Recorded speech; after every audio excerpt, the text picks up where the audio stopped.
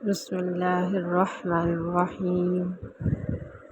السلام علیکم ورحمۃ اللہ وبرکاتہ۔ آج ہم وضو کے بارے میں بات کریں گے۔ یہ صرف پانی سے جسم دھونے کا عمل نہیں بلکہ گناہوں کو بہانے اور دل کو پاک کرنے کا ذریعہ ہے اور ایمان کو روشن کرنے کا پہلا قدم ہے۔ نبی کریم صلی اللہ علیہ وآلہ وسلم نے فرمایا، جب بندہ وضو کرتا ہے تو اس کے گناہ اس کے جسم سے ایسے نکل جاتے ہیں کہ پانی کے ساتھ وہ زمین پر گر جاتے ہیں۔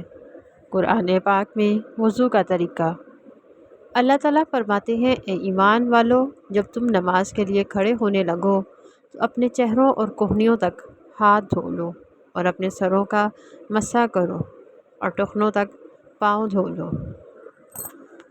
یہ آیت ہمیں بتاتی ہے کہ وضو صرف ایک آپشن نہیں بلکہ ایمان والوں کے لیے اللہ پاک کا حکم ہے۔ وضو کی فضیلت پر احادیث شریف۔ جو مکمل وضو کرے اور 2 رکعت نماز خشوع و خضوع سے پڑھے، اس کے پچھلے تمام گناہ معاف کر دیے جاتے ہیں۔ قیامت کے دن میری امت وضو کے اثر سے چمکتی ہوئی نظر آئے گی۔ وضو غصے کو بجھاتا ہے۔ حضرت بلال رضی اللہ تعالیٰ عنہ کا واقعہ۔ نبی کریم صلی اللہ علیہ وآلہ وسلم نے فرمایا، میں نے جنت میں اپنے آگے آگے تمہارے قدموں کی آہٹ سنی ہے۔ بلال، یہ کس عمل کی وجہ سے ہے؟ حضرت بلال رضی اللہ تعالیٰ عنہ نے کہا، میں جب بھی وضو کرتا ہوں اس کے بعد جتنے بھی نماز پڑھ سکتا ہوں پڑھ لیتا ہوں۔ وضو کے 4 فرائض ہیں اور یہ 4 فرض اگر چھوڑ دیے جائیں تو وضو مکمل نہیں ہوتا۔ نمبر 1 ہے چہرہ دھونا۔ پیشانی کے اوپر سے ٹھوڑی کے نیچے تک اور ایک کان کی لو سے دوسرے کان کی لو تک پانی پہنچانا ضروری ہے۔ چہرہ دھونے میں داڑھی والے مرد کو داڑھی کے بالوں میں انگلیاں چلا کر پانی پہنچانا چاہیے۔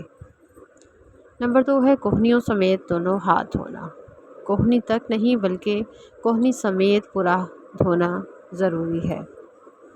نمبر 3 ہے سر کا مسح کرنا۔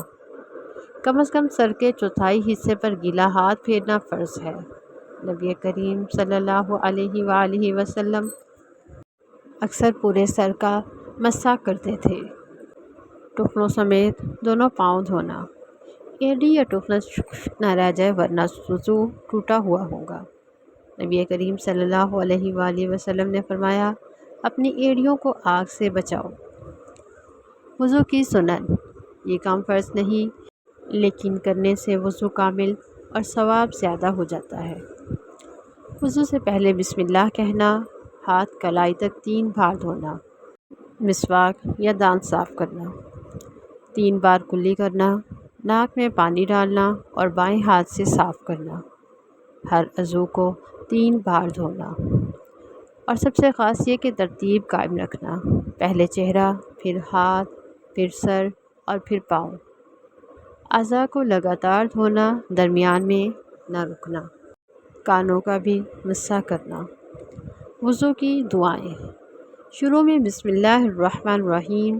وضو مکمل کرنے کے بعد اشہد ان لا الہ الا اللہ وحدہ لا شریک لہ واشہد ان محمدا عبدہ ورسولہ، اور دعا پڑھیں، اللہم اجعلنی من التوابین واجعلنی من المتطہرین۔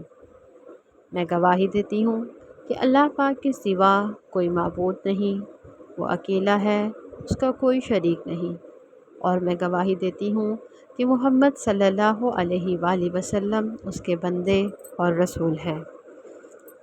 اے اللہ پاک، مجھے توبہ قبول کرنے والوں اور پاک رہنے والوں میں شامل فرما، آمین یا رب العالمین۔ وضو کے دوران چند کی جانے والی غلطیاں اور ان کا حل۔ چہرہ یا پاؤں کا کچھ حصہ خشک رہ جانا، اس سے وضو ٹوٹا ہوتا ہے اور اس سے احتیاط کریں۔ پانی بہت ضائع کرنا۔ نبی کریم صلی اللہ علیہ وآلہ وسلم صرف ایک مرتبہ تقریباً آدھا لیٹر پانی سے وضو فرماتے تھے۔ مسح چھوڑ دینا۔ صرف دھونا کافی نہیں، سر ہاتھ پھیرنا بھی ضروری ہے، یا پھر ترتیب توڑ دینا۔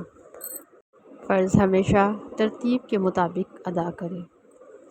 وضو کے دنیاوی فائدے: جسمانی صفائی اور جراثیم کا خاتمہ، ذہنی سکون اور ٹھنڈک کا احساس، باڈی میں سرکولیشن بہتر ہونا، روحانی تازگی اور عبادت میں ذوق پیدا ہونا۔